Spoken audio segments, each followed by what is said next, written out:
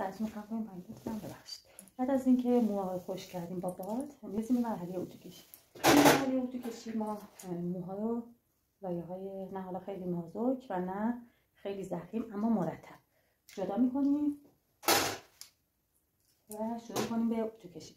اینجا باید دقت کنیم قسمت‌های بالای ساقه که آسیب کمتری داشتن نسبت به پایین مو، خب تعداد دفعات اتو کشید و همچنین دمای اتو با قسمت‌های پایین و دکوره شده که آسیب دیده بودن کاملا متفاوته. اینو لحاظ کنین حتما.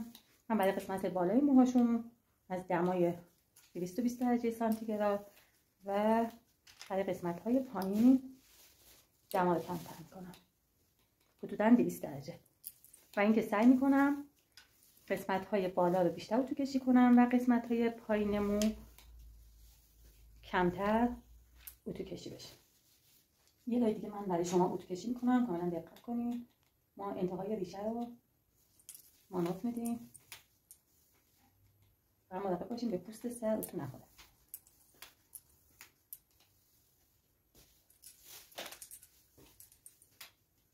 زمانی اتو کشی ما به پایان رسیده که ما توی مو احساس ثباتی کنیم.